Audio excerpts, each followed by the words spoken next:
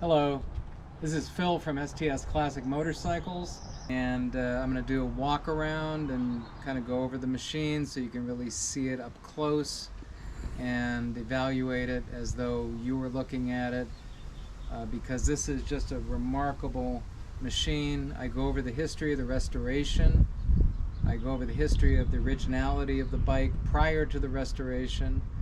Again, the restoration was done by a Quail motorcycle concourse competition winner, multi-time winner, and it is at a #1 level, a true #1 level concourse restoration. So hopefully you'll be able to see this as I move around the motorcycle, and I'll try to do the best I can to explain as many details as I know about it. These kind of motorcycles don't come up. It took me over 10 years to find this particular model. The 46s are very rare.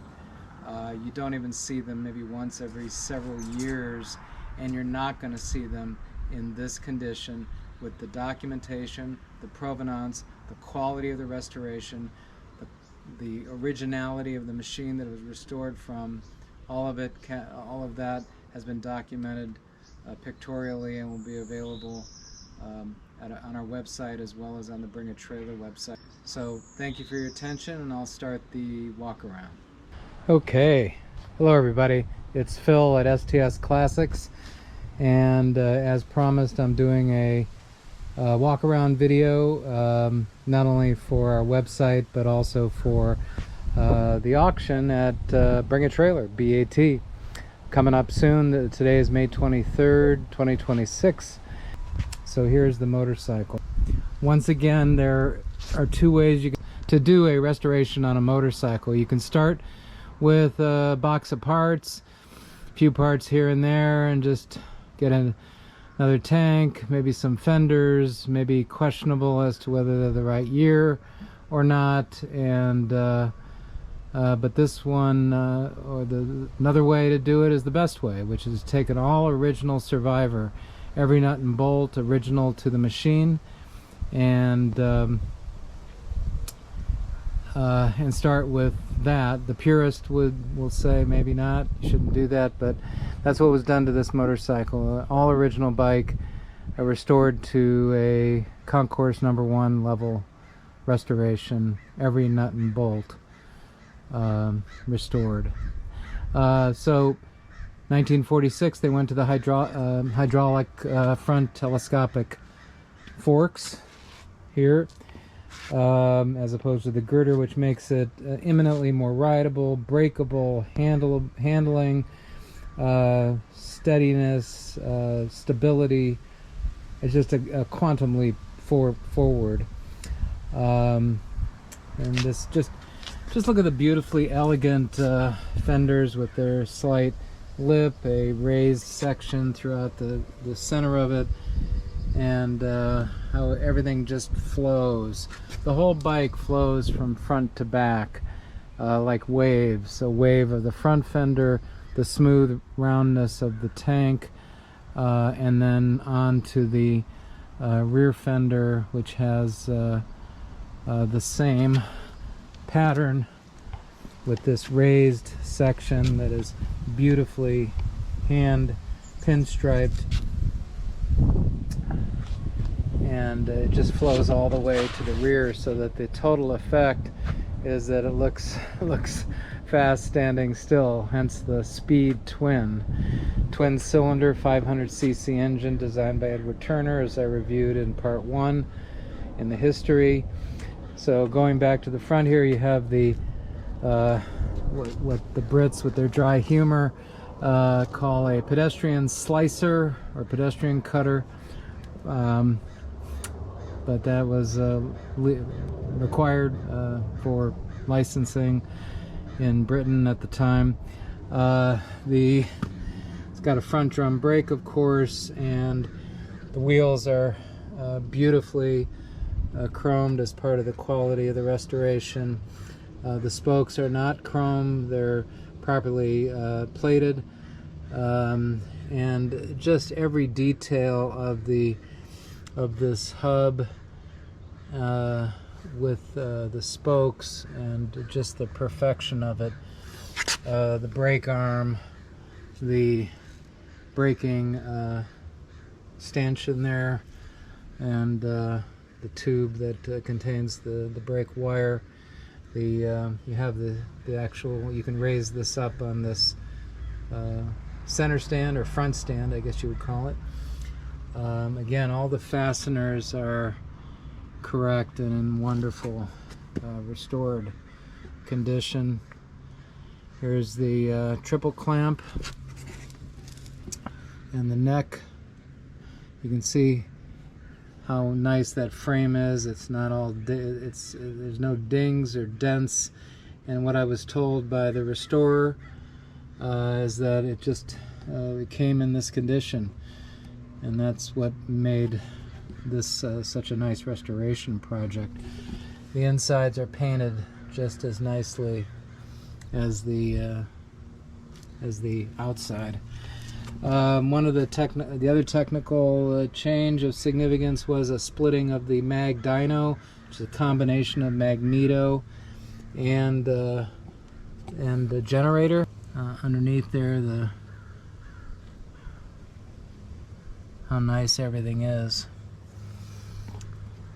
There's the exhaust push rods, and the engine. All the fins were in great shape according to the restorer. This is a pre-unit, of course, until the 60s when they put the transmission and engine together. Underneath you can see the adjustment rod, and hopefully you can see it there, adjusting the primary belt. As it slackens, you can adjust that in there. And here's the BTH magneto. Mickey Peters out of Bakersfield, California, did the entire rebuild of the engine, transmission, generator, and magneto. So, and he's a well-regarded, top-flight pre-unit Triumph expert. The tank also was increased in size in 1946 from 3 to 4 gallons. I believe that's correct. And I have pictures of the tank before and after restoration. It has the correct Lucas ammeter and Smith's oil pressure gauge, and everything works. There's your horn, and it is a Altet, excuse me, an Altet horn, and the lights right here turn on, and you can see the ammeter clicking forward. It's working. You could see during my ride videos that it was pushing typically 40 plus psi of oil pressure, and you can see the headlamp here, and there's the low beam and the high beam, and the low beam and the high beam, and this big huge but gorgeous diamond lamp in the rear. And back then they didn't care about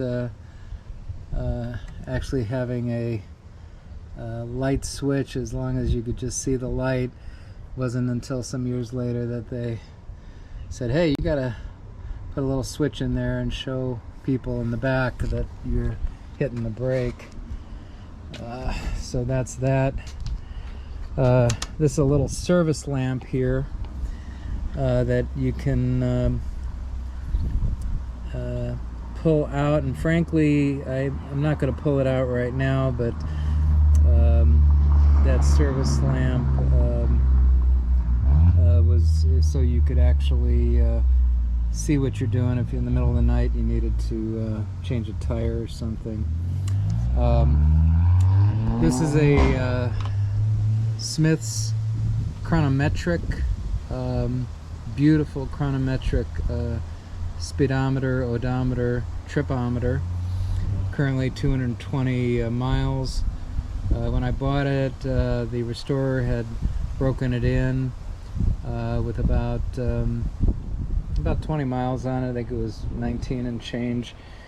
And over the last 9 years of ownership, I have taken it out a couple times a year,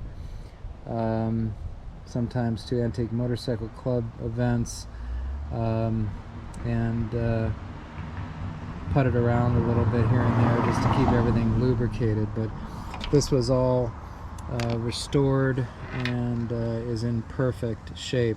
It actually is all gear driven. It doesn't have the magnetic rotating disc that is so common in later years.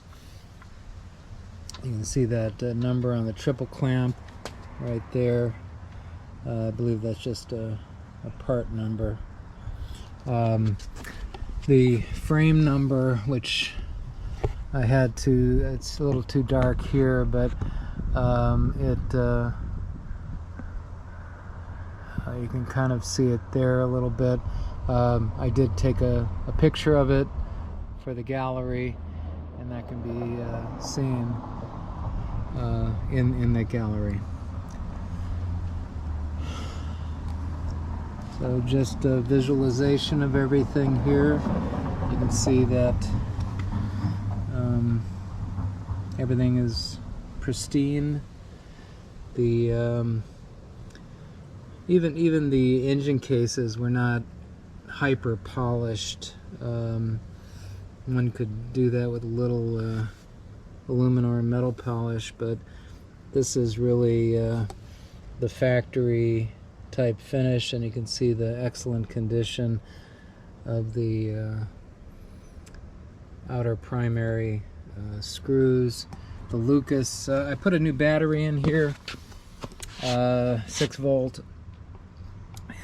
It's been on a 6 volt charger, I want to say about 9 months ago, and this is the voltage regulator here, and I have pictures of that to verify its originality. Has the correct Blumel's air pump.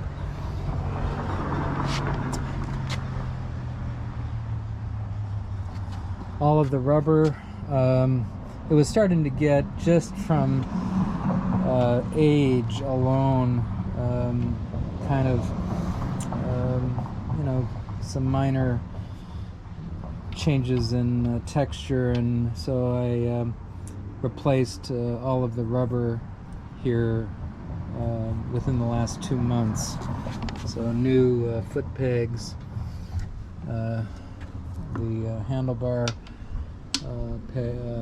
rubber, the throttle grip rubber, the rear passenger peg rubber, all of that has been replaced. Kickstart rubber, passenger peg rubber. I always thought this shifter here is just beautiful. Just nice. Really, it just works. We kind of got used to putting a little rubber thing at the end on a. But this sort of flat piece, it makes it nice and easy to tap the shifter down. And it is a 4-speed transmission, and 1 down, 3 up. And just sliding your foot underneath this sort of smooth piece of metal is very easy. The clutch operates very lightly, as you can see here. And the brakes really work just fine. They're really more than enough for this approximately 380-pound machine. It's very light to push around, and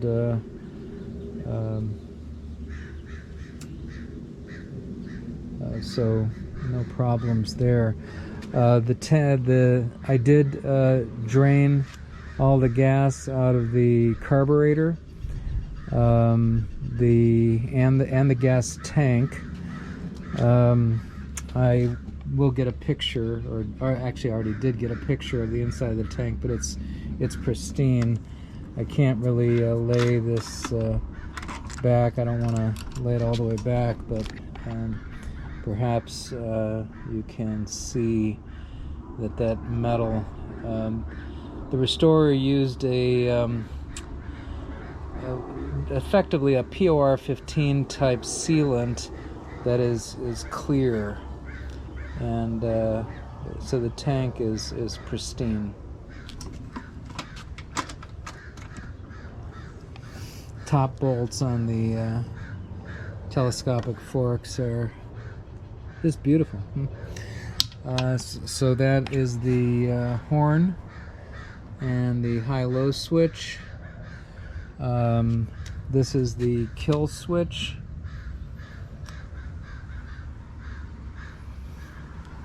Interesting how the triple clamp sort of brings the handlebars so comfortably back. And these are the original handlebar bolts. And all of it's just all integrated in. It's all one piece instead of just having the risers bolted onto the upper triple clamp. Oil pump works great. A little bit stiff to get off right now. I haven't opened up this for a while, this toolkit. I do have an all original toolkit.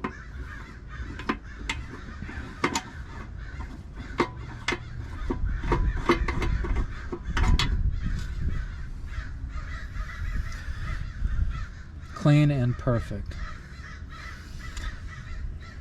See, this is the mark of a high quality restoration, when everywhere you look, and frankly I haven't opened this in years, but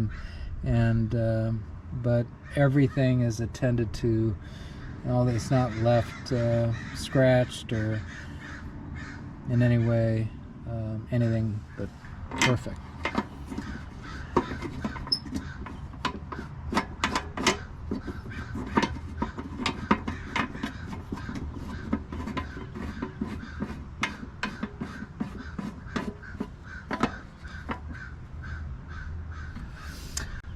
There's your rear suspension.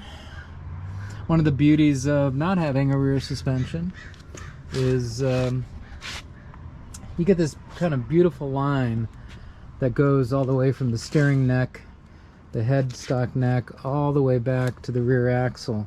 And again, it gives it this flow from front to rear that's hard to replicate. That's why the Harley Softails try to replicate that rigid frame look, just because of the line. And it brings the seat height down really low, so easy for everybody to get their feet on the ground, and easy to maneuver the motorcycle.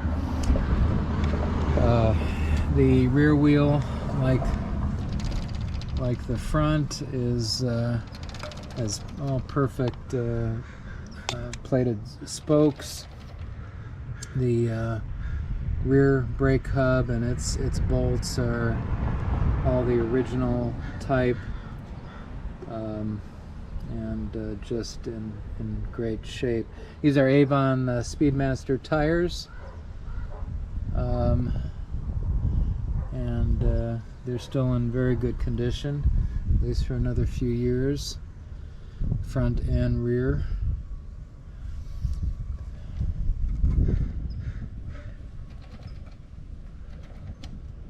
.350-19 in the rear. The fasteners here, all in great shape. Rear tail and license holder. These handles are very handy to lift the bike on and off its center stand.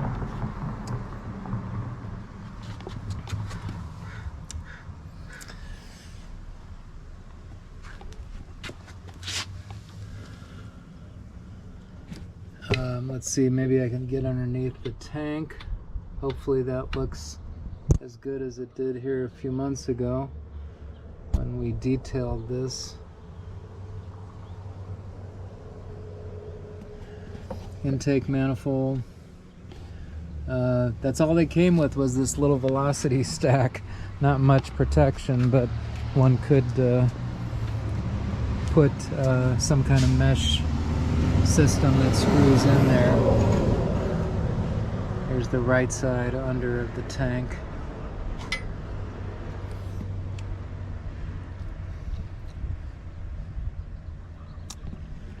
And there's your oil feed and return lines, and the top end feed lines. This is an Amel 276 pre-monoblock carburetor.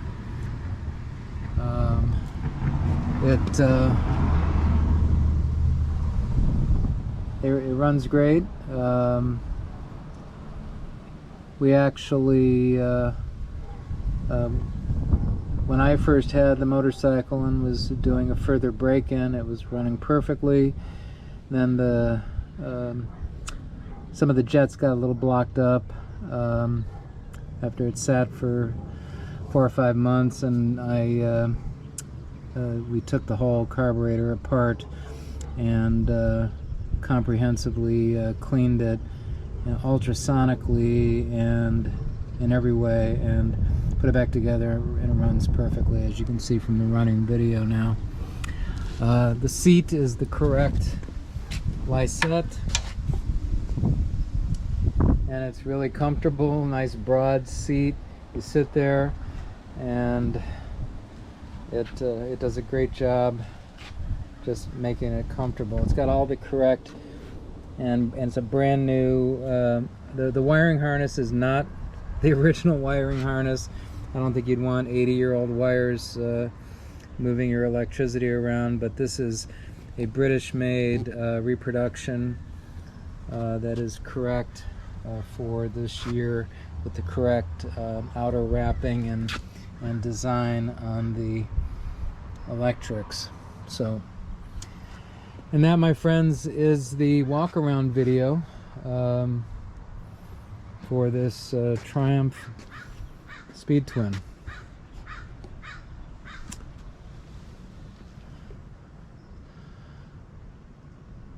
It's getting late out here in California.